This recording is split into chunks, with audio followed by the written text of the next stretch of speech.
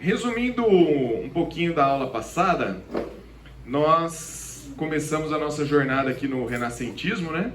Falando sobre andar inferior, e o andar inferior que começa a dominar o andar superior. Por quê? Porque Tomás de Aquino, esse TA que eu coloquei aí, Tomás de Aquino, ele falou que você está caído, né? Você caiu, a queda afetou toda a sua vida, menos o seu intelecto. O seu intelecto, ele continua puro, santo, né? O seu intelecto é o ponto de ligação com o andar superior. Então, o andar inferior começa a ver os seus limites. Lembra que a gente viu de Leonardo da Vinci percebendo que o limite do andar inferior era a matemática, né? Chegava apenas na mecânica. A gente não sairia disso. Mas, por conta desse intelecto não caído, vamos dizer assim, o andar inferior começa a querer mudar o que está no andar superior. Então o homem vive nessa dicotomia entre aquilo que ele pensa e aquilo que ele vive. Ele não consegue, o que ele busca nesse momento é uma unidade entre essas áreas, mas o que ele começa a perceber é uma distância entre o andar superior e o andar inferior, tá bom? Vimos também a questão da reforma. A reforma, ela trouxe esse problema como ele é, e a solução também como essa solução é, né? Nós temos um problema, que é o pecado, e o pecado afetou todo o ser humano, não deixou nenhuma parte de fora, e a solução também é uma solução para todo o ser humano. Então você vê a graça e a natureza, né, o andar inferior e superior, agora debaixo do senhorio de Cristo. Então você tem agora uma unidade, né? E a gente até trouxe aplicações. Quais são as aplicações disso? Nós, como cristãos, aquilo que nós pensamos e acreditamos também tem que ser aquilo que nós vivemos, aquilo que nós fazemos, né? Então você é um médico, você é um engenheiro, você é um advogado, você é uma dona de casa, você é um estudante. Tudo isso você faz com a graça do Senhor na sua vida, trabalhando, exercendo as suas questões, suas profissões, debaixo da graça do Senhor, né? Fazendo para a glória do Senhor. Beleza? Ficou alguma pergunta da semana passada? Esta aula será um pouquinho mais densa em termos de filosofia. Quem quiser falar assim, mas o tal pensador, tal, eu vou falar só os que estavam no livro, tá bom? Vocês estão livres para falar, mas tem um outro pensador que pensa isso. Muito bom, mas a gente vai seguir alguns dos pensadores que estão aqui no livro, tá? Alguma questão até aqui? Isso daqui foi a aula passada, tá bom? A gente entrou em pormenores, mas seguindo, pensando agora com a mente do mundo, tá? Seguindo o pensamento de Tomás de Aquino, seguindo o pensamento dos filósofos posteriores a Tomás de Aquino, nós chegamos agora em Immanuel Kant, que não era cantor. Guarde bem isso, ele era filósofo, né? Apesar do nome. Immanuel Kant, ele propõe a seguinte coisa. Tomás de Aquino trouxe essa ideia da autonomia da parte de baixo, e Kant buscava descobrir fórmulas do mundo da natureza, do andar inferior, para chegar nas fórmulas universais. Como descobrir as fórmulas que estão neste andar superior? Será que eu posso descrever Deus ou o que estiver no andar superior com fórmulas? Eu posso formular o que há lá em cima, né? Como é que eu chego nessas fórmulas? A partir de mim que estou no andar inferior. O que ele está fazendo? Ele está deixando essa linha divisória mais espessa, aumentando essa distância entre andar superior e inferior, e no andar superior ele propõe uma nova coisa. No andar superior ele propõe que lá no andar superior há liberdade. Liberdade. E aqui uma definição de Kant a respeito de liberdade, tá? Liberdade não seria para Kant fazer o que você quiser. Não é isso que é liberdade para Kant, tá? Liberdade para Kant é você agir de acordo com a razão e as leis morais universais que você determinou por meio da razão. Fez sentido isso que eu falei para vocês? Não? Não. Obrigado pela honestidade. Vou tentar explicar melhor. Vamos lá.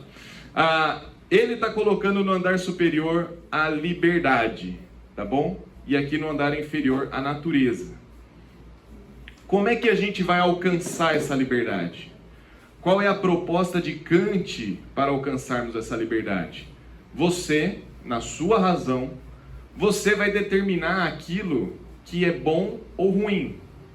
E a partir daquilo que você determinar de bom e ruim, a partir do momento que você passa a viver por esse padrão que você estabeleceu, você se torna então uma pessoa livre, tá? Você se torna uma pessoa livre. Algum problema com essa proposta? Na perspectiva do quê? Do Deus superior? Eu sou livre perante alguma coisa? Eu sou livre... Você é livre segundo a sua razão. Segundo a sua razão. Você passa a ser livre de acordo com aquilo que você estabelece como racionalidade.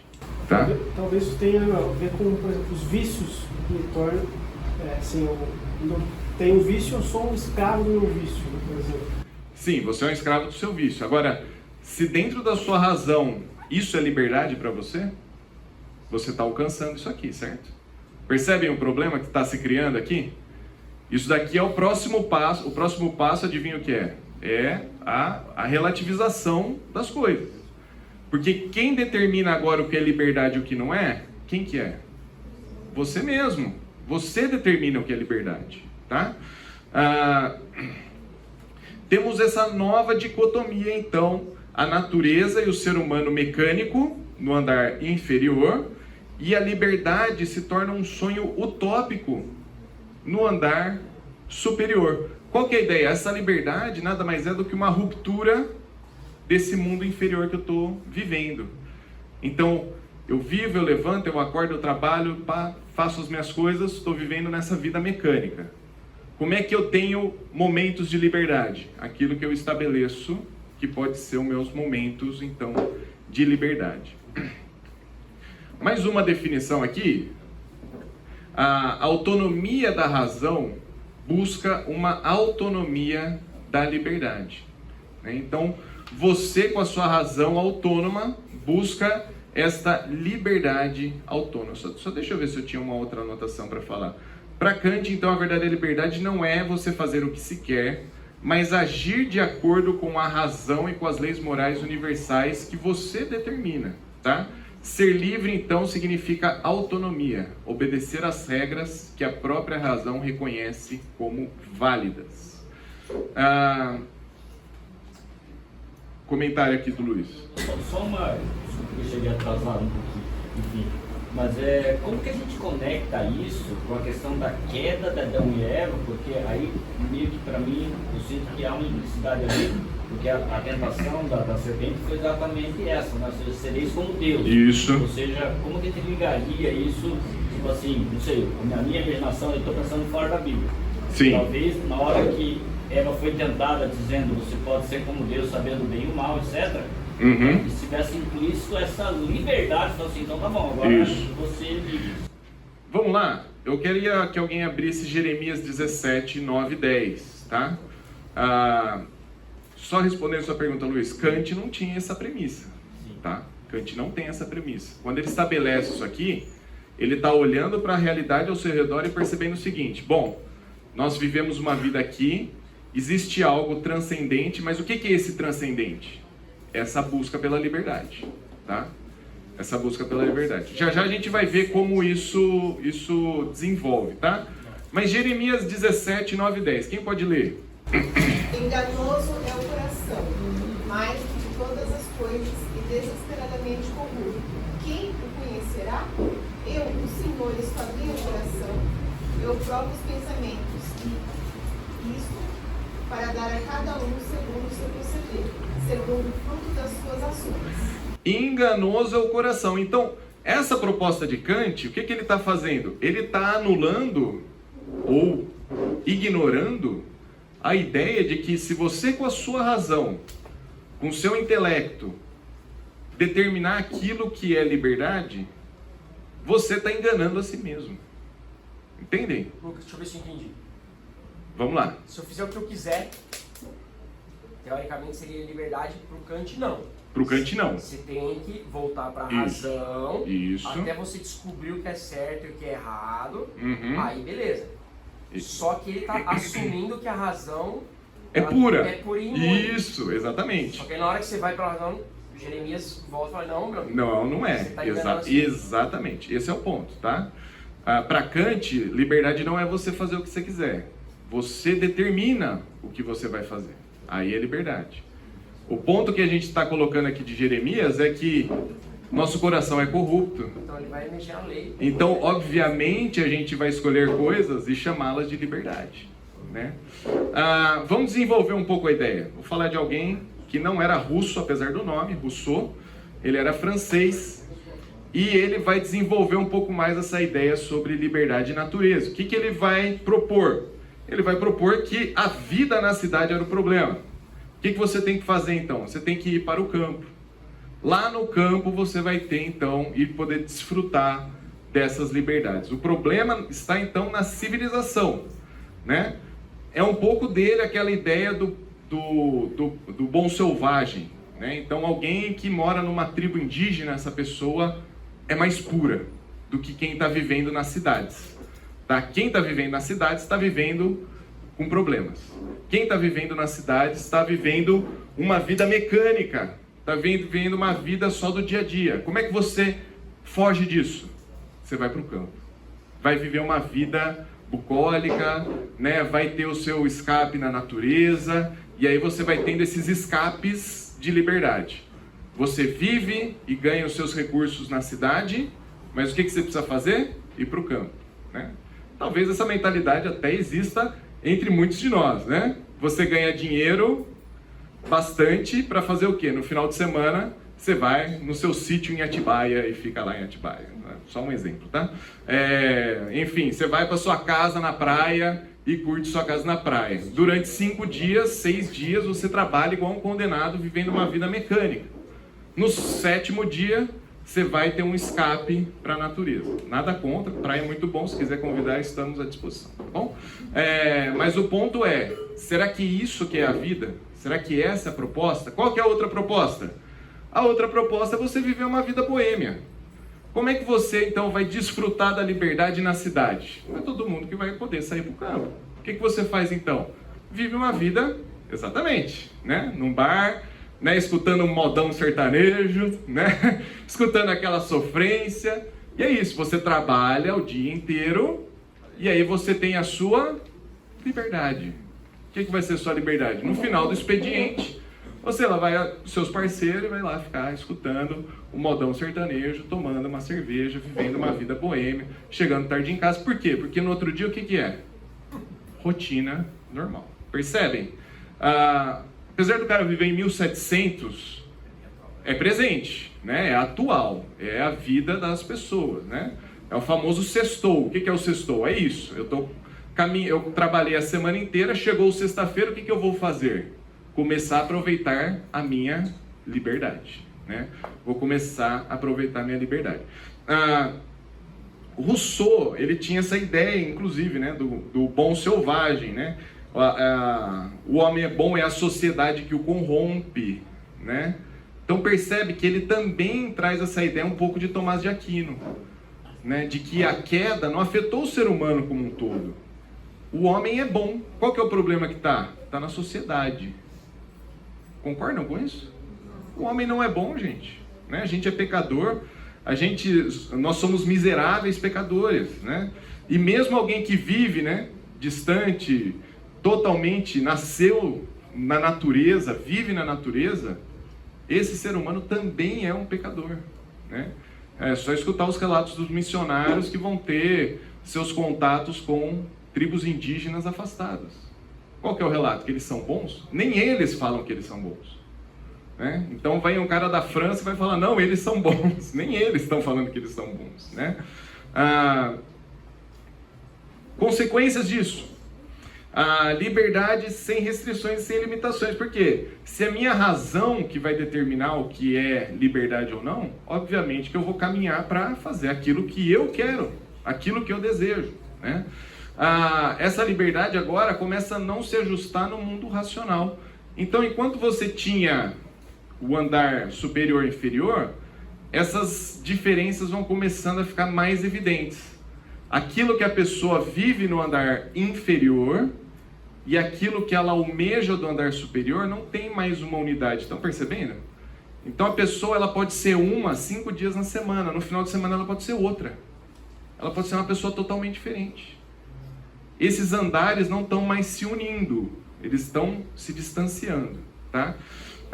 Até agora as linhas de pensamento elas eram racionalistas. Isso aqui eu vou precisar explicar um pouquinho mais, tá? Para a gente entender. Elas eram racionalistas. Elas começam de si, elas estabelecem os particulares para formar os universais, tá? Então aqueles princípios básicos da vida, a partir daquilo que eu entendo ou raciocino a respeito disso, esses princípios básicos eu estabeleço como princípios universais para todos os seres humanos. E a proposta até aqui era de tese e antítese, tá bom? Então, se existe um A, esse A não é B. Esse A não é um não A, tá? Se existe A é A. Até que vem alguém e fale, não, A não é A. Isso daqui é outra coisa. Isso daqui é B. B é melhor do que A, tá? Estão acompanhando aqui? Tá? Com isso, eles buscavam abranger, com essa proposta de tese e antítese, eles buscavam abranger a totalidade das respostas de todas as questões da vida, né? Então, como é que eu me relaciono com a doença, com a morte, com a minha vida, com o meu trabalho? Então, vamos lá, vamos estabelecer particulares, universais. Aí vai surgir um outro filósofo e vai falar assim, isso daqui era bom até agora, mas eu tenho uma proposta melhor. Minha proposta melhor agora é a B. Ah não, aí vai surgir outro e vai falar, minha proposta melhor é a C, é a D e a E e etc, tá bom? Então sempre é tratado isso, você refuta a anterior para propor uma coisa nova. Tranquilo até aqui? Tá? E aqui eu quero fazer essa diferenciação entre racionalismo e racionalidade, tá? O que é o racionalismo? É uma corrente filosófica, tá? É sobre o que conhecemos, é colocar a razão acima das experiências e você fazer esse projeto, esse trajeto de particulares para traçar os universais. Racionalidade é o quê? É a qualidade cognitiva, a capacidade de você pensar e raciocinar, né? E agir de forma lógica, né? Então, como é que eu vou fazer tal coisa? Então, eu vou usar a minha racionalidade para fazer tal coisa. Como é que eu compro um carro? Eu não falo assim, se você usar só o seu racionalismo, como é que você compra um carro? Quero um carro, vou comprar um carro. Ponto final. Racionalidade é o quê? Você pensar em parâmetros para decidir o carro que você vai comprar. Se você tem dinheiro, se você não tem, etc. Tá bom? É a tomada de decisão em dados, né? Reunir informações. Então, o andar inferior vai buscar as respostas da vida como um todo, usando esses particulares para chegar nos universais. O que a ciência mudou por conta disso aqui? Tá? Então, a partir dessa proposta de Kant e essa proposta de liberdade, o que aconteceu? A ciência, o que o autor chama de a moderna ciência moderna, ela vai começar a buscar a universidade das causas naturais, que era o que acontecia antes, para a uniformidade das causas naturais num sistema fechado. Eu vou falar isso, estou vendo o Elbe ali, né? Então, assim, é até desafiador para mim falar isso que eu vou falar. Mas qual que é a diferença dos dois? O sistema fechado, né? O que é o sistema fechado? Cientistas identificam sistemas e processos na natureza, mas agora eles determinam que a natureza é um sistema fechado, ou seja, não há interferências externas. Não há essa ideia de que há algo exterior à natureza. Há algo de fora, algo transcendente. O que eles estão fazendo? Qualquer ideia de Deus, milagre, transcendência, etc., está fora da ciência. Então percebam aqui também que o que a gente está criando? A gente está criando uma dicotomia e uma diferenciação cada vez maior entre aqueles que acreditam nas coisas de milagres e aqueles que são racionais e não vão acreditar nesse tipo de coisa. Percebem isso? Eu lembro que eu estava no colégio e uma vez teve uma discussão na escola. A discussão era fé ou razão. qual dos dois você deveria seguir, né? E aí queriam saber o que é fé, o que é razão, né? E como a razão parece ser muito melhor do que a fé e etc. Né? Claro, na minha inocência e como crente, eu ia falar que a fé é o melhor, né? Mas será que é isso que é proposto na Bíblia? Na Bíblia, o que é proposto na Bíblia? Que a fé é racional também, que a fé é pensar, que as coisas não são desconexas, né? Ontem mesmo eu estava conversando com um rapaz e ele falou assim, porque depois que eu me converti eu tinha muitas dúvidas, inclusive questionei minha fé. Gente, mas a fé não é ausência de dúvidas. Você tem dúvidas, mesmo crendo, né? Então, a razão, a racionalidade, né? Pensar nas coisas, não é para você gerar uma separação. Ou você tem fé, ou você tem razão, né? Essa é a proposta que está sendo apresentada aqui. A moderna ciência moderna vai falar o quê? Nós temos um sistema fechado e a partir dele nós determinamos aquilo que vai ser os padrões que nós temos por aí, tá bom? Quando eles propõem isso, o que eles estão fazendo? O andar superior nada interfere mais no andar inferior. Eles estão anulando Deus, a graça e a liberdade. E a consequência disso é que eles estão pegando tudo que há no andar superior e passando uma borracha nisso, tá? Esquece o andar superior, deixa quieto esse negócio. O que interessa é aqui embaixo, ó. O que interessa é física, ciência social, psicologia e o determinismo. Por que determinismo? Porque o ser humano vai sempre fazer aquilo que é dele, né? Quantas vezes a gente não escutou o ciclo da vida? Qual que é? Nascer, crescer, reproduzir, envelhecer e morrer, não é isso? Então é isso, está determinado. Esse é o propósito da vida humana. Nascer, passar um tempo, morrer, né? Determinado. Já agora tudo que tem é o que temos aí, tá bom? Essa é a proposta, né? Você nasceu de tal maneira, você será assim de tal maneira, né? Sempre que houver autonomia da parte inferior, ela vai devorar a parte superior nesse tipo de dicotomia. Agora, em teoria, a gente não tem uma dicotomia, certo? Certo? A gente não tem uma separação mais. Agora a gente matou a parte de cima e ficamos só com a parte de baixo. Resolvido o problema? Alguém abre lá, Eclesiastes 3:11. O que fala lá?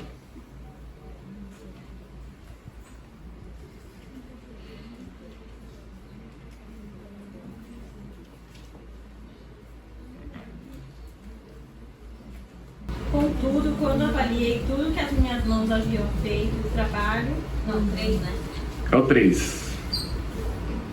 Ele fez tudo apropriado ao seu tempo. Também pôs no coração do homem um anseio pela eternidade. Mesmo assim, ele não consegue compreender inteiramente o que Deus fez. Muito bem. Olha só que interessante. Há dentro do coração do homem um anseio pela eternidade. Que Deus colocou lá dentro, né? Então, por mais que essa proposta parece resolver algum tipo de problema, o que ela está criando? Criando mais problema. Um vazio. A vida se torna o quê? Só a repetição de fatos. Ninguém no mundo consegue viver dessa maneira, né? Ninguém do mundo consegue realmente falar assim, não há nada além. Não há nada. Minha vida então vai ser... E o ponto é, por que então não trabalhar só 7 dias na semana? Não é? Trabalhe os 7 dias. Se a vida é só repetição, fazer o que você tem para fazer, por que você busca esses escapes da natureza, essa liberdade, a vida boêmia e etc. que está sendo proposto? Porque mesmo essas pessoas que estão colocando algo em cima, nem que seja a liberdade, elas estão em busca de algo que transcende a existência delas. Percebem isso? Está fazendo sentido para vocês? Alguma pergunta? Vou fazer uma pausa aqui, momento de perguntas e críticas agora, tá bom? Perguntas até aqui. Estão entendendo o caminhar do pensamento aqui? Tá? Tudo isso são propostas que os seres humanos estão levantando para resolver as questões que nós temos. Nós temos esses dilemas. Mas as escrituras estão apontando o caminho. E o que eles estão falando? Não, eu prefiro ver o que a gente consegue fazer por nós mesmos, né? O andar inferior dominando o andar superior, tá? Estamos juntos aqui? E é uma forma também de determinada, já que eu não tenho resposta, eu vou propor uma resposta para mim e para todo mundo. Isso é muito interessante, né? Porque apesar de eu não ter a resposta, eu estou em busca desses particulares e vou traçar universais. Então o negócio é o seguinte, ó, a proposta é essa, a busca pela liberdade. Vocês todos têm que buscar liberdade, né? E a gente vai ver nas próximas aulas que isso vai ser difundido pelas artes, vai ser difundido por filmes, vai ser difundido por mídias, né? Então a gente vai ver um pouco de Kierkegaard ainda hoje, e ele vai falar um pouco disso, né? As classes mais altas e as mais baixas são bem contaminadas com essas ideias filosóficas, né? E existe uma classe média que ainda está sem saber direito das coisas, né? Está meio alheio ou vivendo muito das ideias do passado, né? Das ideias do passado, tá bom? Deus colocou então no coração do homem um ser pela eternidade. É difícil para o ser humano viver dessa maneira. Por mais que a pessoa seja um ateu, certo? Por mais que a pessoa seja um ateu, dificilmente ele vai conseguir viver só dessa maneira aqui. Concordam comigo? Alguém conhece ateus que vivem sem pensar em algo que transcenda ele? É que é aquela velha história do ateu até o avião cair, né? O ateu, né? Na hora que o avião começa a cair, eles... Alguém ora por mim aí. Gabriel, né? Ah, não? Só dá uma esticada. Beleza, boa. Vamos lá. Como que a moral ficou afetada? Então, temos esse rapaz, né? Esse jovem senhor, né? Com esse cabelo interessante. Marquês de Sade. Marquês de Sade foi alguém que influenciou os escritores pornográficos, né? Qual que era a proposta dele? Se o homem é apenas uma máquina, tá? Vivendo esse determinismo, seguindo a sua direção, então a moral do homem é aquilo que ele deseja. A sua frase é essa: tudo é parte do mecanismo. Então, o que existe, se há algo, é certo, é correto. Se já está existindo, é porque existiu. Se existe, é isso, tá certo. Como é que ele usou isso para a sua moral? Tá bom? Sua proposta era a seguinte: o homem, ele é mais forte que a mulher, certo? O homem, em geral, é mais forte do que a mulher, né? Como é que ele levou isso ao extremo? Se eu sou mais forte que a mulher e o que é o certo, eu posso abusar de uma mulher. Porque é isso, certo? O que é o certo. Eu sou mais forte, ela é mais fraca, logo eu domino sobre ela. É claro que o que aconteceu com ele foi que essa busca por liberdade acabou levando-o à prisão, né? Assim que ele começou a fazer esse tipo de coisa, o governo foi lá e prendeu ele. Mas percebem como é levado ao extremo? Os escritos dele vão nessa linha. Subjugar a mulher, dominar a mulher, maltratar a mulher. Por quê? Porque se é o que eu vou fazer, certo?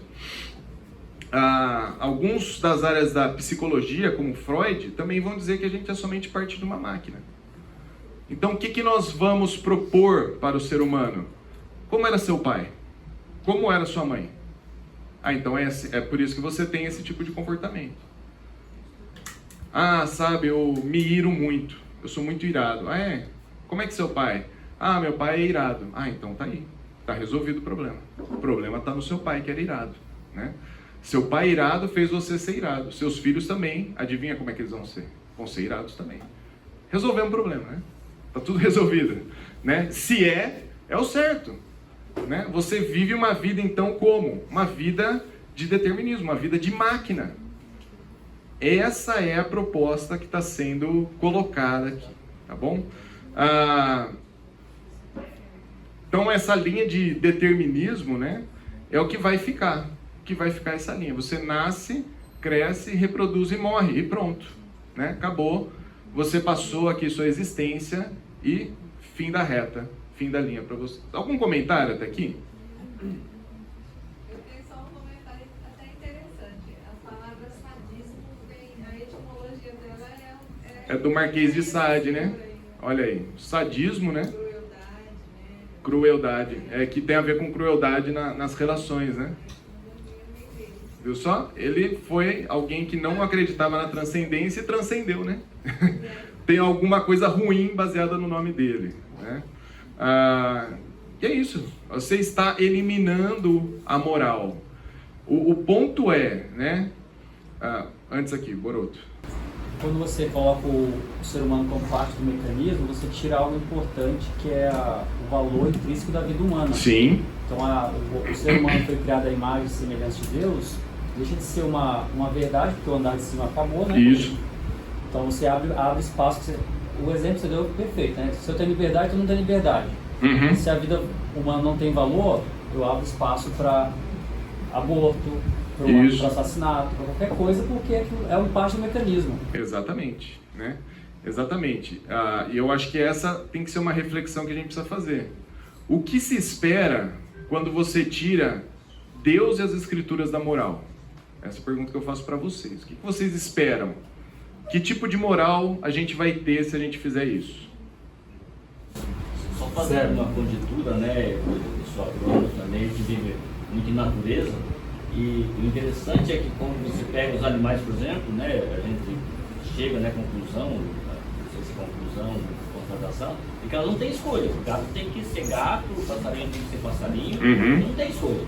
Né? Eu acho que aí a gente entra essa questão de pensar, o homem não é isso. Sim. O homem ele tem de fato essa liberdade dessa escolha de você optar entre fazer determinadas coisas ou não fazer. E eu acho que isso conecta muito com o pós-modernismo e também com o que a gente vê na sociedade hoje. Por que as pessoas não se feriam uma igreja? Né? Eu acho que é exatamente porque domingo elas querem fazer o que eles querem. Sim. Né? Sim. Só que se você analisar, digamos, a criação de Deus e os animais, né, eles cumprem aquele objetivo que Deus, para qual Deus determinou que eles fossem. Sim. Né? E nós talvez, e assim, imagina se a gente pudesse usar uma definição, eles são felizes, né? E até a própria Bíblia fala, olhar os pássaros no campo, etc, etc.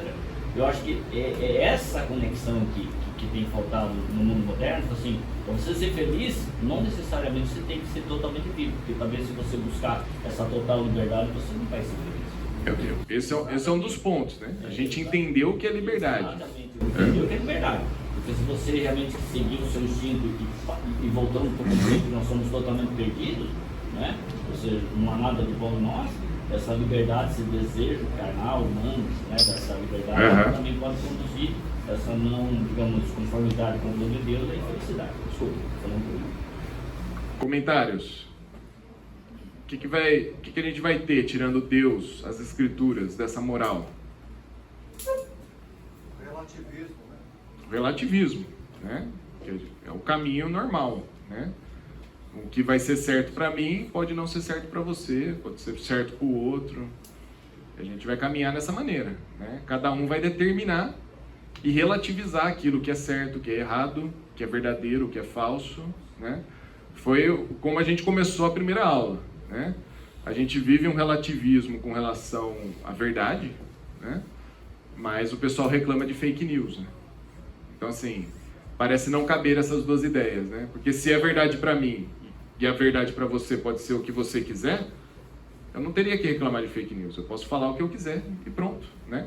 Mas não cabe nas ideias, né? De fato, não cabe, né? Eu acho que eles já estão desistindo desse negócio de não ter a moral. Fala assim, não, Querem voltar. a moral Pessoal, é essa aqui, isso. ó, streamada pra você. Isso. Vamos acabar com esse negócio, só pelo menos questão da fake news, né? Da fake news a gente podia acabar com isso, né? O que mais? Welby? Na verdade esse determinismo é por conveniência. Ele é usado por conveniência. Você não tem discussão porque você é assim ou porque é genético, você é programado, dependendo do assunto. Isso. Dependendo não, esquece o genético, você fez escolha. Então, é só por conveniência, é a mesma história da fake news. Dependendo do momento, existe fake news. Dependendo, não existe. Isso que você falou é muito bom, sabe por quê? Porque a gente percebe que essa dicotomia não foi resolvida. Então, o pensar e o viver continuam separados, né? A pessoa não consegue viver exatamente isso o tempo inteiro, né? Vamos lá, vamos dar um exemplo aqui, né? Você não chega lá no mercado, pega, sei lá, uma banana e fala, olha só, acabei de comprar um chocolate aqui. Mas se a verdade para mim é a verdade para você, não seria isso? Não seria a mesma coisa? Tem eu ter uma fruta de banana e colocar a placa chocolate R$5. Ué, mas ninguém vive dessa maneira, ninguém consegue viver dessa maneira, percebe? Se o que é o certo, cada um então vai viver como quer. Alguém tem algum exemplo disso aqui? Alguém já viu isso aqui? Pessoas vivendo dessa maneira? Não exatamente vivendo, mas foi tão rápido o efeito disso aí que 50 anos depois que esses autores morreram, o Dostoiévski coloca um personagem no livro para exemplificar a consequência disso aí. Que seria, na verdade sim, até mais próximo do Nietzsche que veio depois, né? Mas que seria a consequência de você ser alguém que simplesmente não tem efetivamente nenhum valor universal. Sim. Que é um cara que ele gosta de chá. Ele vai beber chá. Então o que ele faz? Você não tem nenhum valor na sua vida. Claro que você morrer, você morreu, você faz parte de um sistema. Sim. O que ele faz? Ele se vende para um grupo criminoso que vai cometer um crime político atroz lá, para levar por esse crime ser executado em troca de até então eles darem chá para ele pela vida toda. Então, tipo assim, se você efetivamente for seguir isso, você não vai ter medo da morte. Sim. Você não vai ligar para nada. Você não vai ter família, você não vai cuidar dos outros, exatamente como aquele cara. Só que assim, no livro fica muito óbvio que se você olha efetivamente para o monstro que isso aí cria, fala, meu, quem é esse cara?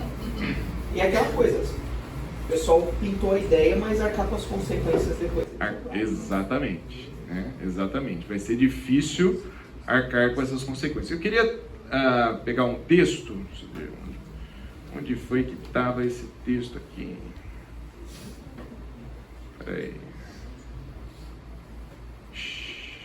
Não queria entrar em Hegel antes do intervalo, é muita coisa. Mas acho que é 2 Pedro, capítulo 2, vai trazer um pouco dessa ideia. 2 Pedro,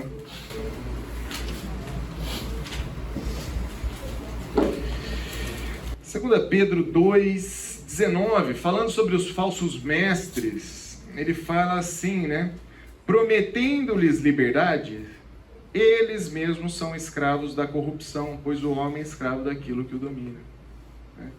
Então, olha só que interessante. Falsos mestres, lá na época de Pedro, já tinham essas propostas de liberdade sendo divulgadas, amplamente difundidas, mas eles mesmos se tornam escravos da corrupção. Então, liberdade em Cristo tem a ver com o quê? Com estarmos escravos dos nossos pecados e Cristo vir de fato nos libertar dos nossos pecados. Para quê? Romanos vai falar, para sermos agora o quê?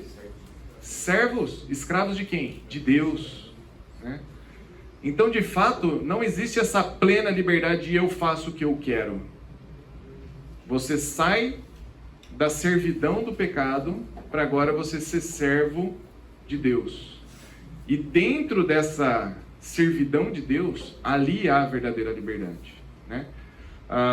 Tem uma música que fala uma frase que eu achei interessante, que era: somente quando eu me submeto é que eu sou livre, né? Olha só que interessante, né? De fato, somente quando eu me rendo, quando eu falo, Senhor, eu sou o teu, aí eu sou livre, né? Aí eu sou livre. Então, quando Jesus fala, eu sou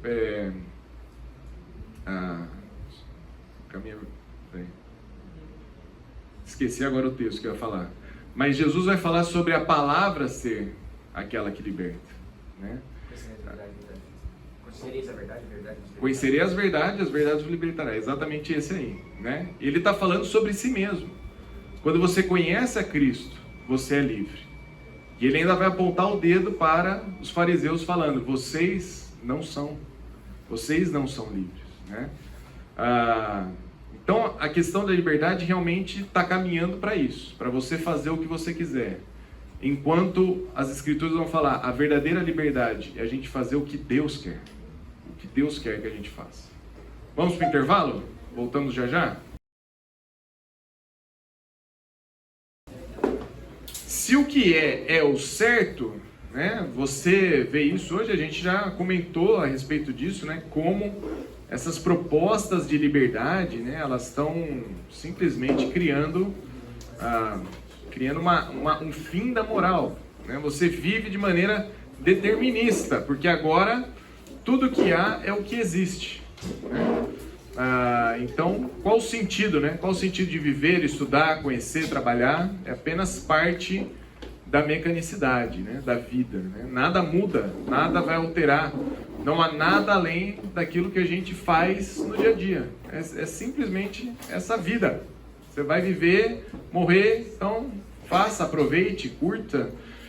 Vamos viver dessa maneira, né? A gente estava comentando aqui, pensando em casos e mais casos de pessoas que, né, tem os feminicídios que acontecem, né? Você tem a realidade da escravidão que aconteceu, ainda acontece em muitos lugares. O que é tudo isso? Como é que isso daí se baseia filosoficamente? Nessas ideias aqui. É isso. O que é. Se eu estou irritado com alguém, o que me impede de acabar com a vida dessa pessoa? Se é o que é, se eu quero acabar com a vida dela, é o certo. É assim que eu devo seguir. É claro que a gente está pensando no quê? Que Deus e as Escrituras é que ditam para nós o que nós devemos ou não fazer. Certo? A gente coloca a Bíblia como autoridade para nós. Mas o que essa galera está pensando é: não, eu não posso ter Deus lá nesse andar superior. Eu preciso ter outras coisas. Eu tive a liberdade e agora a gente vai ver com esse simpático senhor, Hegel, né? Simpático, como as coisas caminharam para a gente ter esse relativismo que nós temos hoje. Lembra que a proposta que nós tínhamos até então era tese e antítese. Você faz uma proposta A e você espera alguém pensar uma outra proposta para refutar você, né? Mas Hegel traz uma nova proposta, quer dizer, é a famosa, né? Isso não é bom, isso não é bom. Eu trouxe uma coisa boa, trouxe uma coisa nova, melhor agora para vocês. Escutem aí que tem uma proposta nova. Ele mudou a metodologia do pensar com a ideia da síntese, tá? Ele vai falar que a proposta racionalista, lembra? Racionalismo, racionalidade. Essa proposta racionalista de tese e antítese, de levantar os argumentos, levantar os dados, isso daí falhou. Só sobrou o racionalismo, só sobrou o modo de pensar, tá? E esse modo de pensar, ele é autônomo.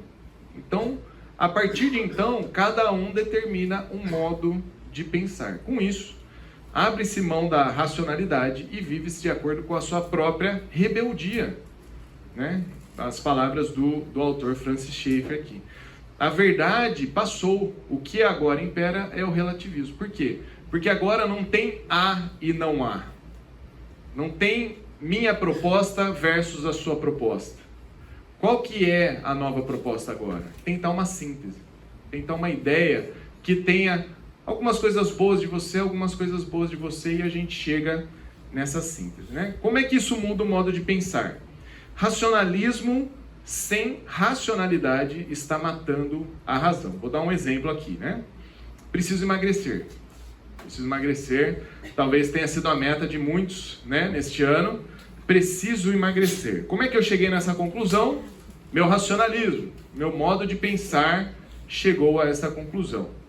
Meu racionalismo também chegou à conclusão de que eu preciso ter uma dieta de 1.200 calorias por dia. Ok? Estão acompanhando até aqui? Racionalismo, modo de pensar. Mas sem nenhum tipo de complemento médico, nutricionista, alimentação, exercícios corretos, o que eu decido? Eu decido que comer 2 barras de chocolate é o suficiente para mim. Cada barra tem 600 quilogramas, eu preciso de 1.200, resolvi a parada, certo? Então como é que eu passo o meu dia? Sentado, comendo 2 barras de chocolate por dia, eu vou emagrecer desta maneira. O que vocês acham? É a banana, não é a banana? É a banana ou é a chocolate, né? Alguém pode chegar e falar assim, tá aqui seu chocolate, me entregar uma banana, né? O que é isso? Isso é racionalismo sem racionalidade, entenderam? Você usa a sua razão, e eu vou colocar entre aspas aqui, tá? Por quê? Porque você simplesmente ignora os dados, os fatos, as teses e as antíteses. Você simplesmente chega à conclusão que você deseja. Claro que o resultado talvez não vai ser dos melhores. Beleza, eu posso até emagrecer? Talvez sim. Mas e os nutrientes? E a saúde? E questões de doença, etc. Né? Eu usei o meu racionalismo, mas sem a racionalidade, sem os meios e os dados para isso, tá bom? Em última análise, quando você faz isso que Hegel está propondo, o que você começa a caminhar agora? Você está matando a razão.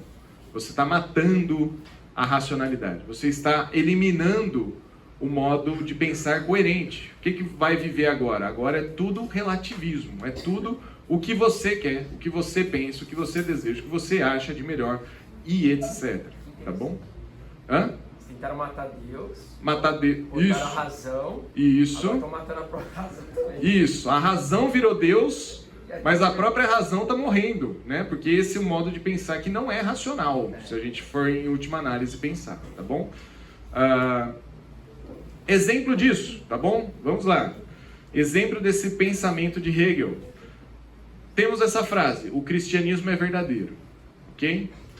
Se você simplesmente diz sim, ele é verdadeiro, qual que é a ideia? Talvez por uma memória que você tenha do cristianismo, talvez por um hábito de vir à igreja, talvez porque você ainda não sabe formular todas as questões, talvez você seja um recém-convertido, você vai dizer sim, tá bom? E na semana que vem, quando a gente entrar na ideia do salto, talvez esse sim faça mais sentido aqui. É só um sim simples. Sim, é verdadeiro, tá bom? Sim. Talvez você diga sim por várias questões. O cristianismo é verdadeiro por quê? Porque ele cumpre as profecias, porque a Bíblia é verdadeira, porque Jesus é real, Jesus é verdadeiro, Jesus morreu pelos nossos pecados. Então, sim, o cristianismo é verdadeiro pelas questões A, B, C, D, E. O que eu estou fazendo? Racionalidade. Eu estou elencando os elementos, e esse é um pensamento pré-Hegel. Pré-Hegel pensava assim. Então, quando você está assistindo lá aqueles 1000 debates que há hoje em dia, né? Um cristão contra 40 ateus, um ateu contra não sei quanto. Já viram isso, né? Já viram isso? Tem vários cortes por aí. Qual que é a proposta? Apesar de ser pós-moderna, ela é um pouco pré-Hegel aqui, tá? O que ele está falando? Vamos lá, você tem uma sentença, o cristão, o ateu, sei lá, político, ele vai defender aquela proposta e vai ter 20 pessoas para trazer outros argumentos. Por que ele é um pouco Hegel? Porque no final... Qual que é o final dessa... Quem já assistiu esses debates aqui? Alguém já assistiu até o final? Teve paciência? Não. Né? Até o final não? Só os cortes. Só os cortes. Eu já assisti um até o final, e o final... O que é interessante no final? No final, cada um fala uma frase bonita de encerramento. Joia. Obrigado. Cada um segue a sua vida. Né? Por quê? Porque aí já é Hegel. Já é Hegel aqui. Tá bom? Por quê? O cristianismo é verdadeiro para quem? Para mim. Para mim. Então, se eu estou lá num debate, um cristão contra 40 ateus, e no final eu falo, muito bom conversar com vocês, que legal, né? E foi um debate saudável, o importante é que cada um tenha a sua verdade. Deus abençoe, até a próxima. Opa, tô aqui. Entenderam? Tô aqui. Toda vez que a gente vai falar isso aí é bom para você ou não é bom para mim, eu estou aqui. Entenderam o caminhar aqui do pensamento? Tá? 1 Coríntios 3, de 18 a 20. Quem abrir, pode ler, por favor. 1 Coríntios 3, de 18 a 20.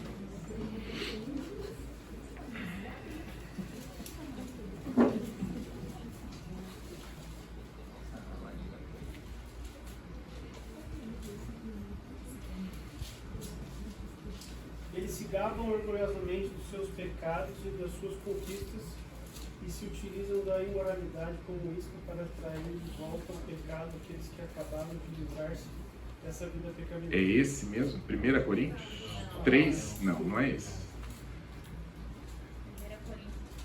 1 Coríntios 3, de 18 a 20. Mas se é para ele. Se é para você esse texto, né? Será que eu estou criando um monstro nessa aula aqui? Espero que vocês entendam que isso aqui é um modo mundano de pensar, ok? Vamos lá.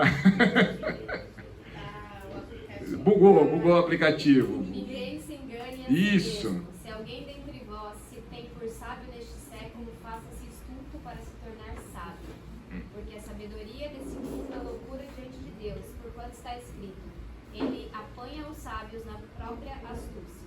E outra vez, o Senhor conhece os pensamentos dos sábios, que são pensamentos vãos. Que interessante, né? Até o 20? Até o 20, foi? É interessante pensar que é bem isso, né? É bem isso. Esses caras são os sábios dos nossos tempos. São aqueles cabeções, os filósofos, mestrados, doutorados e pós-docs e etc. E fala 800 idiomas e o ponto é, o que é tudo isso? O que é tudo isso? Tudo isso é tolice. Tudo isso é tolice, né? É novamente eu no andar inferior determinando quem manda. Eu no andar inferior falando quem governa, quem reina, quem domina. Ao invés de falar Deus domina. Então podemos ter filósofos cristãos, como o caso do próprio Schaeffer, que, cara, olha e fala o seguinte: o meu pensamento eu só posso fazê-lo porque Deus está aqui. É Deus quem comanda, é Deus quem controla, é Deus quem domina. E toda vez que agora a gente começa a partir daqui, esse relativismo. Esse relativismo é o que vai ser popularizado e que está nos nossos dias até hoje. É a ideia da síntese. Ao invés da gente começar a ficar tendo embate, o que a gente faz? Um pouco do que você falou é bom, um pouco do que você falou é bom, a gente pode dar uma misturada aqui e seguir um caminho intermediário, talvez. Ou não, ou só é bom para você ou é bom para mim. E vamos seguir a nossa vida. Perguntas até aqui? O próprio Salomão, acho que é um dos maiores filósofos, sabe? Né? As escrituras, ele se perdeu por algum momento na vida dele, você pode ver, principalmente no texto. Sim. Pediu sabedoria para Deus, Deus deu a ele sabedoria, e essa sabedoria lá na frente veio a prejudicar de certa forma. Sim. Então, quando escreve ele, é que o sábio é pego na sua própria astúcia. Sim. Excesso de confiança também. Exatamente. Um orgulho, né? Orgulho, né? A gente lembra de novo, né, a questão lá da Torre de Babel, né? Estou construindo para chegar, ter meu nome grande, né?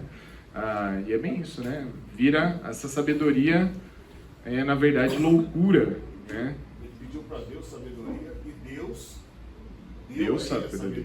Sem dúvida. Né? Fala comigo que Deus permitiu que ele essa sabedoria, porém ele se perdeu. Exatamente. O orgulho o dominou. Próximo rapaz que vamos falar agora é esse aqui, tá bom? Kierkegaard, né? E agora a gente entra na proposta aí que o Schaeffer vai falar de atravessamos a linha do desespero, tá?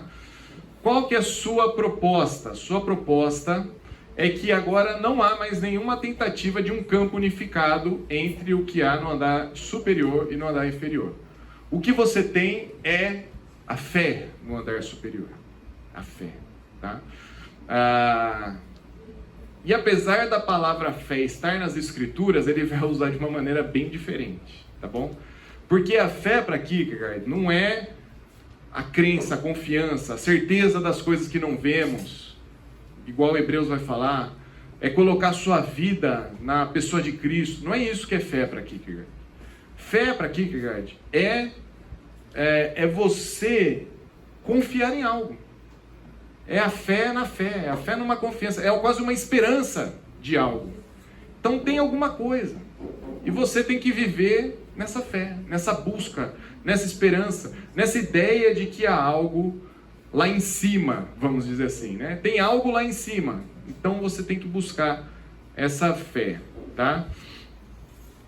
Impossível, em última instância, o ser humano viver sem pensar em um andar superior. Então, Kierkegaard propõe que deve ter algo, uma fé, uma esperança, algo lá em cima, um ser superior. Você pode chamar esse ser superior, inclusive, de Deus, se você quiser, tá? Mas ao invés de união entre os andares, o que ele está fazendo é tornando essa linha mais espessa de divisão e essa distância maior. Então, esse pensamento se espalhou entre as classes, tá? Você tem uma fé em algo, pode ser a fé, então o que você tem? A sua vida aqui embaixo está vivendo nesse racionalismo mecânico. Você pensa, você vive a sua vida, você vai fazendo as coisas. Mas de vez em quando, o que você precisa fazer? Desses momentos onde você busca algo lá em cima. são momentos, são propostas, são ideias que você vai buscar lá em cima. Está fazendo sentido isso que eu estou falando? Eu acho que ele trouxe o que a gente falou em Eclesiastes, que o homem busca alguma coisa. Isso. Então, matar o andar superior não funciona. É isso que o Kierkegaard está falando. Matar o andar superior não funciona. Tem um anseio por algo a mais. Tem algo a mais. Então, trazendo também a ideia de Hegel, do relativismo, Kierkegaard vai propor que tem uma fé, tem uma esperança. Você tem que ter algo lá em cima. Algo que o mova a viver aqui embaixo. Fez sentido até aí? A arte de viver da fé. Só não se sabe a fé em quê. Boa, né? Boa. É isso mesmo, né? A arte de viver na fé. Ô, Lucas, é que assim, não é, vou dizer, não é que, não me parece que Kierkegaard negava que fosse Deus. Sim. É que escrevendo filosofia, ele entendia que a filosofia dele não seria suficiente para apontar quem é esse Deus. Aham. Aí você tem que... Porque assim, a epistemologia dele, no livro Desespero, ele chega uma hora e fala assim, e tal coisa, tal, o que vai ser essa coisa? Eu não vou conseguir responder aqui, isso é uma questão de fé. Ok. Quem você está aplicando, Ok. né? Por uma fidelidade ao pensamento, no sentido de que a racionalidade não é suficiente para responder quem é esse Deus. Sim. Então ele, num texto racional, não poderia dizer quem é. Ok. Por essa coerência. Aham. Justamente para reconhecer ali, que até ele fala que a racionalidade é tão incapaz de responder quem é esse Deus, Uhum. que muitas vezes o ser humano só chega a esse reconhecimento desesperando. Uhum. Ele dá exemplo que o desespero vem desse choque mesmo, de que a razão não consegue entender as coisas de Deus, porque Deus está muito acima. Uhum. Então, não é uma negativa de que qualquer coisa pode ser isso. Sim. Mas é simplesmente o reconhecimento de que ele não poderia dar essa resposta Sim. está acima da razão. Ok. De fato faz sentido isso, né? Faz sentido isso. Eu não estudei Kierkegaard, eu estudei a parte daqui, mas isso vai ter um desdobramento. Eu acho que a gente vai ver mais na aula que vem, que é a ideia dos saltos, tá? Os saltos de fé que a gente vai traçar. Mas, talvez quem conheça mais, ele era cristão, inclusive, né? Ou não? Sim, mas eu também ligo, eu sou um Ok. Agora, isso faz algum sentido, porque quantas pessoas realmente se achegam a Deus no desespero? Sim, claro. Não estou falando que a gente só precisa buscar esse Aham. momento. O ponto é muito que o sofrimento muitas vezes Isso. nos aproxima de Deus. Isso. Ou pessoas que não creem Uhum. naquele momento de desespero, que buscam esperança em alguma coisa, Sim. realmente se achegam a Deus. E se a sua fé for real nas coisas, mesmo depois que esse sofrimento passou, ela conseguiu, né, crer em Jesus, crer, né, Sim. na salvação e ter esperança na eternidade real. Sim, Né, no que sim. a gente sabe ser a verdade. Ok. Eu vou falar rapidamente sobre o desespero já. Eu queria só dar um exemplo de como esse pensamento acabou sendo passado na arte, né? Van Gogh, Gauguin e Cézanne foram alguns deles que falaram a respeito, absorveram bem essa ideia, né? Onde eles tentam manter, por exemplo, a ordem racional do andar inferior, mas a sua arte já mostra fissuras nesse andar inferior, né? Abrindo espaço para coisas subjetivas. Ainda existem questões presas às estruturas racionais, mas incapazes de sustentar plenamente uma unidade entre razão e significado. Van Gogh já vai ser alguém que já tenta romper esse andar superior, buscando algum tipo de sentido no andar superior, tá bom? Então, por exemplo, Van Gogh ilustra a crise existencial. Sua arte expressa a tentativa de encontrar transcendência, mas sem uma base racional sólida, levando apenas ao desespero, né? A gente vai ver exemplos disso, inclusive, na teologia. Na teologia, uma das influências que houveram foi de Karl Marx, onde ele busca reduzir a fé apenas às ações sociais, transformando o cristianismo em mera ferramenta política. Então, o cristianismo é bom? Se for usado para ferramenta política, né? Qual que é a ideia tirar toda a parte de transcendência, milagres, coisas que estão fora do sistema fechado. Então o cristianismo é bom desde que ele mantenha só os padrões sociais. A teologia poderia então esquecer essa dimensão espiritual eterna, viver apenas para as questões e construções sociais aqui presentes, tá? A geração mais antiga, ela vai manter a verdade como verdade, o direito como direito. Mas essa nova geração, já influenciada por Hegel, vai falar assim: que verdade que é essa? Que direito que é esse? Eles existem? Eles são os meus ou os seus? E aí que a gente vai ver este gráfico aqui, tá bom? Então a filosofia estava andando nessas aulas dessa maneira, tá? Filosofia, vimos Kant, Hegel e Kierkegaard. A partir dele, a gente vai ver na próxima aula essa ideia do existencialismo secular e moral, tá? Que, novamente, ele pode não ter sido alguém que queria isso, mas as consequências vão aparecer aqui, tá? A partir de Hegel, então, a gente cruza essa linha do desespero. O desespero qual que é? De não ter mais essa união, de não ter essa união entre algo superior e inferior. Não tem mais, né? Esse desespero, então, ele vai ser eliminado e a gente vai ver esse desespero aparecendo na arte, na música, na cultura e na teologia também. Estamos juntos até aqui?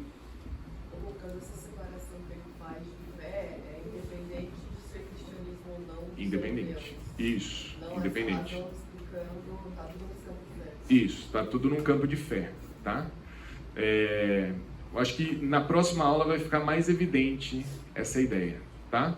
Porque essa fé não vai ser a nossa fé que a gente acredita baseada nas Escrituras.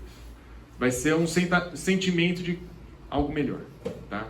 Sentimento de algo, tem algo melhor para se viver. A vida só na mecanicidade da vida não vale a pena. Você precisa ter algum escape disso, tá bom? O que é esse desespero, então? Esse desespero, ele não é uma tristeza, tá? Necessariamente não é uma tristeza. Ela é a perda dessa esperança de que um dia os andares eles se unam. Então, a ideia é que esses andares não vão mais se unir. Eles vão ter uma barreira firme e sólida separando eles, tá? Não tem como viver sem essa dicotomia. Então, esse é o desespero. Nós vamos viver em dicotomia, tá? O homem vai viver um racionalismo autônomo e assim ele abre mão de qualquer resposta racionalista sobre uma unidade do seu ser. A resposta proposta para os nossos dias é: abandone essa busca por unidade de andar superior e inferior, tá? Assim o que sobra é o quê? Apenas só o desespero do aqui e o agora. Então, por isso que a gente vai ver que a partir dele vem o existencialismo. O que é o existencialismo? O que interessa é o que tem aqui, agora. Temos que viver o que está aqui hoje, né? O carpe diem, né? Aproveite o dia que é isso que você tem que fazer, né? Tem gente que pensa num carpe diem como algo bom. Poxa, aproveita o dia, eu vou evangelizar uma pessoa então, vai que essa pessoa morre ou eu morro, né? Eu não vou ter a chance. Mas a ideia é o quê? Viva o agora, viva o que tem hoje, tá? Então, se vocês perceberem, eu estou fazendo uma nova linha aqui agora, tá? A fé e agora uma linha sólida dividindo a fé do andar superior e a racionalidade do andar inferior, tá? Tem uma linha sólida agora. E aí a gente cruzou essa linha do desespero, tá? Não vamos buscar mais unidade. Tem uma fé lá em cima e a razão aqui embaixo. O que a gente vai ter que fazer? Tem que dar saltos para alcançar essa fé. Vai ter que dar saltos para alcançar ela. Na próxima aula a gente vai falar mais sobre esses saltos, tá? Eu acho que vai fazer mais sentido, inclusive, com coisas dentro do nosso mundo evangélico, tá? Com relação a esses saltos. O que sobra é essa esperança numa fé. É uma crença em algo ou alguém, ou tudo, ou nada, mas que está fora do andar inferior, está fora desse mecanismo, tá? Assim a racionalidade mata a razão e o ser humano. Neste momento criamos então essa forte dicotomia entre razão e fé, que não existe nas Escrituras e que não foi reforçada na Reforma Protestante. A Reforma Protestante buscou a gente voltar para as Escrituras e falar: não tem dicotomia, gente. Está tudo debaixo do senhorio de Cristo, né? Algumas reflexões aqui para a gente fazer, né? Como se vive em um mundo real com verdade relativa? Queria escutar vocês. É possível viver dessa maneira que Hegel está propondo? Né? Uma verdade relativa? Como é que você vive nesse mundo real assim? Um de cada vez, hein? Fez sentido a pergunta para você, não? É? Eu acho que a natureza, né, do homem, ele é em busca de uma verdade absoluta. Mas que a gente negue isso. Então a gente não vive, digamos, em cima da gelatina, em cima do prédio, em cima do lugar que afunda, onde não tem a firmeza. Então a busca pela firmeza, ela existe. E eu acho que indica a luta do dia a dia, né? Eu canto lixia, por exemplo, que deve estar um pouco do aula. Para quem quiser do lado, estacionado lá em cima. Vai lotar lá, hein, Luiz? A lixia, eu vou usar esse exemplo para exemplificar isso. Porque a lixia, ela produz bem a cada 2 anos. Então, tem ano que dá muito bem e tem ano que não dá, que é nem café. Café assim, né? E o que eu faço? Eu tenho que equilibrar isso. Porque eu quero ter absoluta certeza que eu vou poder lixia, porque eu quero vender, porque eu quero ganhar dinheiro. Então, isso faz parte da minha vida. Eu sei por quê. Então eu tenho que fazer. Então, tipo assim, eu busco essa verdade, ou seja, eu quero que ela produza. E eu acho que essa busca da verdade relacionada com o sentido humano, você buscar alguma coisa firme, ninguém gosta. Assim, mais ou menos, daqui a talvez, por acaso, quem sabe vai acontecer. Se cerca de todas as precauções, faz tudo para que aquilo que você busca na vida aconteça. Não é legal se não acontecer, você vai atribuir o azar, o diabo, né? Até a Deus, se for caso, né? Mas enfim, então essa questão de viver uma verdade relativa não é confortável ao homem. Eu acredito que isso é colocado por Deus dentro de nós mesmos, ou seja, busca pela verdade. Então por isso que Jesus diz assim, eu sou o caminho, a verdade, ninguém vai ao Pai não ser por mim. Então quando Jesus fala que ele é a própria verdade, eu acho, e que nós temos que buscá-lo, eu acho que essa é a busca inerente ao ser humano. Sem dúvida. Eu lembrei também daqueles santifica-os, na verdade, a tua palavra é a verdade. Então esse viver da verdade relativa não é compatível com a natureza, com aquilo que Deus nos fez. Sem dúvida. Além do Hidalgo, mais alguém da área do direito aqui? Como é que o direito vive? Dá para viver de maneira relativa? Hoje em dia, né? Hoje em dia, dependendo da cabeça do juiz, talvez, né? Talvez o juiz pode falar uma coisa, ter um sentimento naquele dia. Se a gente for trazer tudo isso que está acontecendo do direito, fica mais claro quando a gente fica vendo o noticiário na televisão. E assim, aos amigos da lei, aos inimigos dos senhores da lei. Então, as pessoas estão vivendo um relativismo absurdo para justificar os seus próprios atos, as suas atitudes, ou simplesmente porque um amigo meu está me ajudando a resolver um problema, porque isso é corrupção e tudo mais. Então, as coisas se tornam as verdades para você, né? As coisas se tornam as verdades para você. Então, e acaba sendo ou a verdade é aquela que eu quero que seja. Ok, isso. É conveniente. A conveniência daquilo que eu quero que seja. Quem mais? Mesmo que não tirei essa verdade relativa a alguns casos, acaba não sendo, porque mesmo que eu ache que seja uma verdade que eu estou fazendo, eu vou ter a sanção daquilo que eu estou fazendo diante da lei. E ela não é relativa, ela é a lei. Isso. Então, eu não posso falar que eu transgredi alguém, porque eu achei que ele fosse bom para mim. Ok, eu transgredi. Para mim é bom, mas para a lei eu tenho a sanção. Ok. É isso. Então, acho que não existe essa verdade relativa no direito em relação às coisas. Mas assim, veja bem, até nós podemos fazer essa reflexão. Acho assim, eu particularmente, posso estar errado, é errado roubar, né? Tanto dentro do contexto que é um crime, quanto no nosso contexto moral. É errado roubar. Aí a gente coloca no mesmo lugar, na mesma grandeza de gravidade, uma pessoa que roubou um cacho de banana para alimentar sua família, é errado. Ou uma pessoa que é um cara corrupto que roubou milhões. Entende? Que a gente relativiza.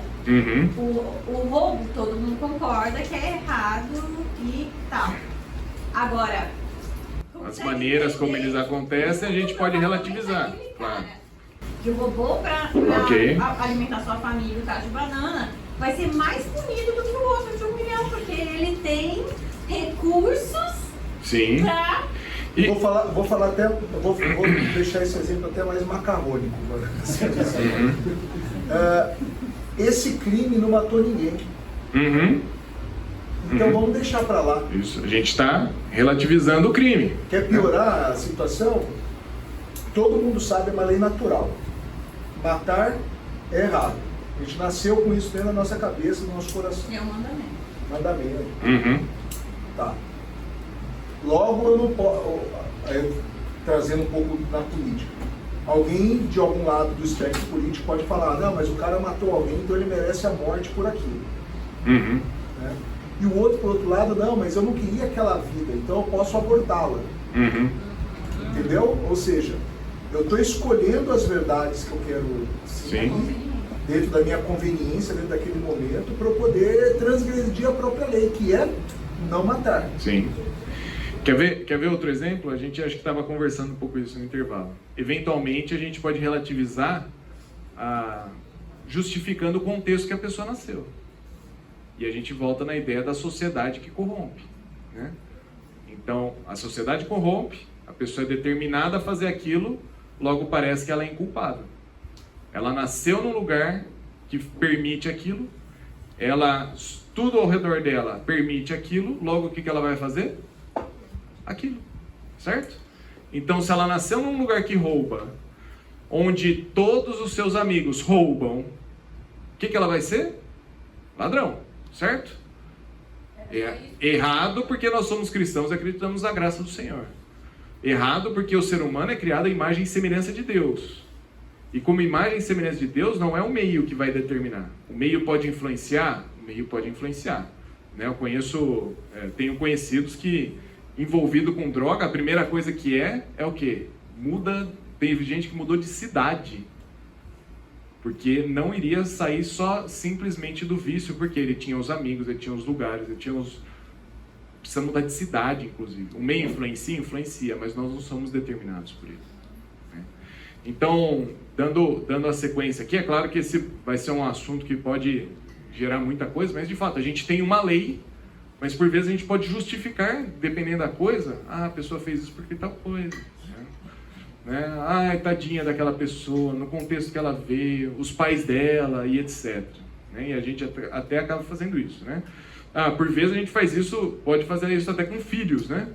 Não, meu filho, sabe, é porque ele passa muito tempo na escola e na escola permite fazer tal coisa, por isso que ele é rebelde, por isso que ele dá um tapa na minha cara de vez em quando.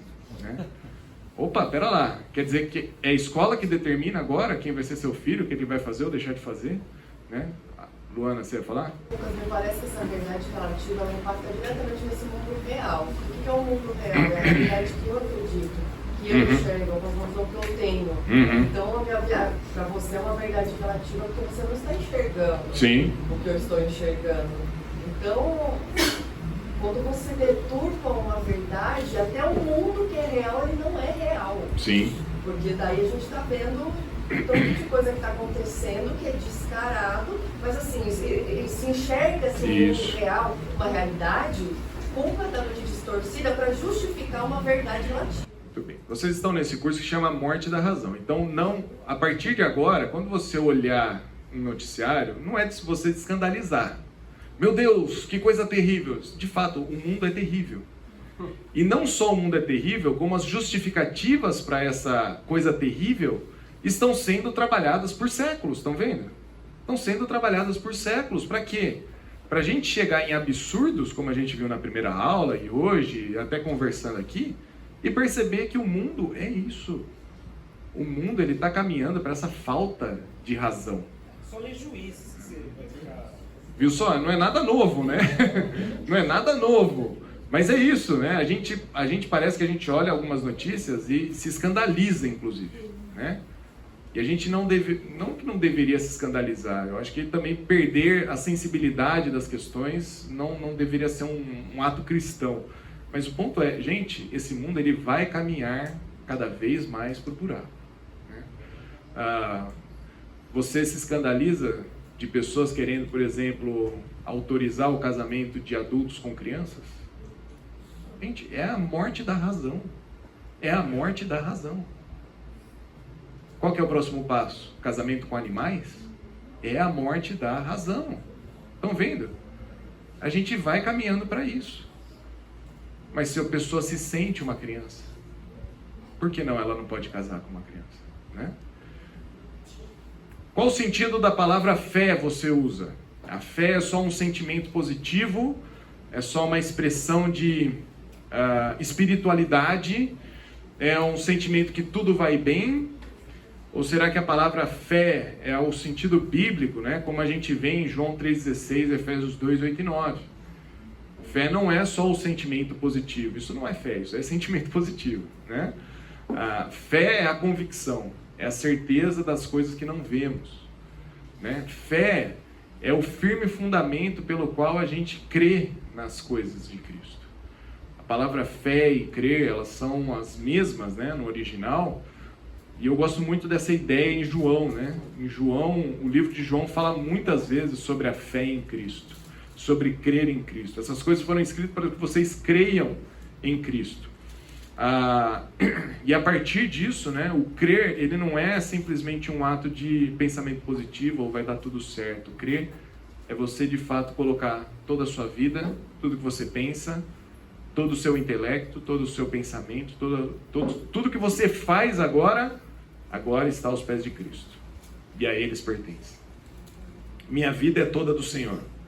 E pela fé e crendo no Senhor, está lá com Cristo, né? Então fé é um estado onde você coloca a sua vida em Cristo. E agora Cristo é o autor, consumador, a fonte da sua fé. Essa ideia de fé como sentimento, como pensamento positivo, como as coisas vão dar tudo certo, isso daqui é uma ideia muito mais recente, percebe? A fé das Escrituras é um firme fundamento, né? Que ideia interessante, né? Ela está firme, ela não move, ela não muda. É onde você coloca a sua vida e fala, aqui eu confio. Minha fé está aqui porque aqui eu confio, né? Eu gosto dessas ideias de uma ponte, de uma balsa, de algo que você coloca um bem lá dentro e você confia. Confia que aquilo lá vai ficar firme, que aquilo lá não vai cair, que aquilo lá não vai afundar. Fé é isso. É você falar, em Cristo minha vida não afunda, minha vida não desmorona, né? Porque Ele é a certeza daquilo que nos espera. Certeza. Razão da esperança que há em nós. Percebe que Pedro também traz essa ideia, né? A razão da esperança, né? Razão e esperança, razão e fé. Então a gente, como cristãos, não deveríamos usar a palavra fé como eu tenho fé que o Palmeiras vai ganhar tudo esse ano, né? Isso é só esperança. Isso é só esperança. Isso aí é só, né, pensamento positivo. Isso é pensamento positivo. Agora, isso não é fé. Não é fé das Escrituras. Fé das Escrituras é convicção certa de que aquilo lá não se move, não se abala, não vai ser alterado, né? Diferente de qualquer outro time de futebol, né? E aqui para vocês pensarem, né? O que te levou a crer em Jesus? O que te levou a crer no Senhor Jesus? Quando você falou, minha vida agora é de Cristo, o que te levou a isso? Quero que vocês reflitam. Pensam, semana que vem eu gostaria de escutar 1 ou 2 testemunhos de como foi esse processo de você crer no Senhor Jesus, tá bom? Vamos orar? Sei que hoje a aula foi um pouco mais densa em termos filosóficos, mas acho que as próximas 2 elas vão ser um pouco mais práticas, trazendo mais aplicações de como a gente faz isso, tá bom? Senhor Deus, somos gratos, ó Pai, pela palavra do Senhor. A gente está falando de pensamentos atuais e é tão interessante perceber como as Escrituras trazem respostas para as nossas almas, para os nossos pensamentos, para as nossas vidas. Um livro antigo, escrito há tantos anos, que já tem tudo o que a gente precisa, ó Deus. Nos ajude a amar as Escrituras, nos ajude a viver pelas Escrituras, a buscar ao Senhor. O Senhor que é o autor e consumador da nossa fé. Que possamos viver uma vida que confie em Ti. É o que eu oro no nome de Jesus. Amém.